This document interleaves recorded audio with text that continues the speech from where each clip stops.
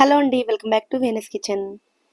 Breakfast కోసం పిండిలేమి రెడీగా లేనప్పుడు, ఏం చేయాలో తోచనప్పుడు, ఈనో సోడా లాంటివి లేకుండా అప్పటికప్పుడు అటుకులు పెసరపప్పుతోటి సింపుల్గా బ్రేక్ఫాస్ట్ని ఎలా ప్రిపేర్ చేసుకోవచ్చో ఈరోజు వీడియోలో చూద్దామండి. వీడియోని చివరి వరకు చూసి ఈ సింపుల్ బ్రేక్ఫాస్ట్ రెసిపీని మీరు కూడా తప్పకుండా ట్రై చేయండి. ముందుగా ఒక బౌల్ని తీసుకుని అందులోకి 1 కప్పు పెసరపప్పును వేసుకోవాలి.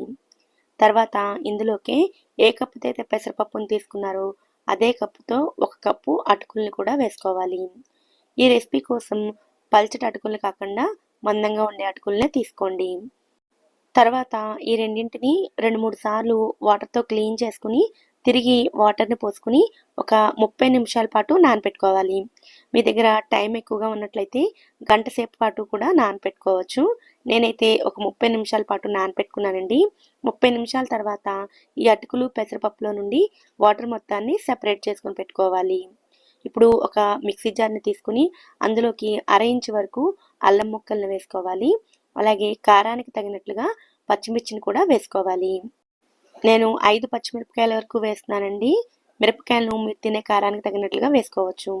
ఇందులోనే 1/2 టీ స్పూన్ జీలకర్ర వేసుకుని ముందుగా నానపెట్టుకుని వాటర్ సెపరేట్ చేసి పెట్టుకున్న అటుకులు పెసరపప్పును కూడా వేసుకుని ఇందులోనే రుచికి సరిపడా ఉప్పు, 3 టేబుల్ స్పూన్ల పెరుగును కూడా వేసుకోవాలి.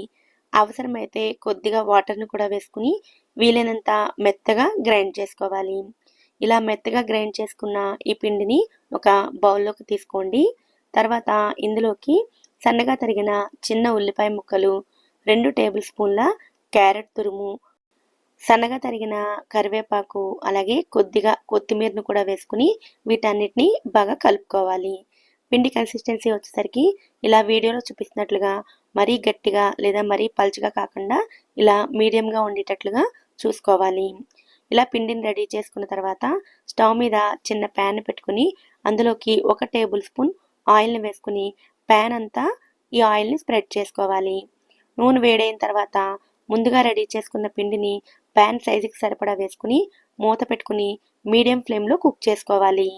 ఒకవైపు ఫ్రై అయిన తర్వాత రెండో వైపు ఫ్లిప్ చేసుకునేటప్పుడు పై భాగంలో కొద్దిగా ఆయిల్ని వేసుకుని ఫ్లిప్ చేసుకున్నట్లయితే రెండో వైపు కూడా బాగా ఫ్రై అవుతుంది.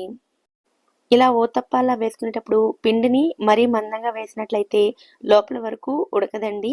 ఇలా కొంచెం పల్చగా వేసుకున్నట్లయితే చక్కగా లోపల వరకు పిండి ఉడుకుతుంది. అటుకులు పెసరపప్పుతో చేసిన కారణంగా ఈ ఊతప్పాలు చాలా చాలా సాఫ్ట్గా ఉంటాయి. ఇలాగే మిగిలిన పిండితో కూడా అన్నిటినీ ప్రిపేర్ చేసుకోండి. నేను చూపించిన క్వాంటిటీతో అయితే దాదాపుగా 10 వరకు ఊతప్పాలని ప్రిపేర్ చేసుకోవచ్చు. ఇలా ప్రిపేర్ చేసుకున్న ఈ ఊతప్పాలను ఏదైనా స్పైసీగా ఉండే చట్నీతో సర్వ్ చేసినట్లయితే చాలా చాలా రుచిగా ఉంటాయి.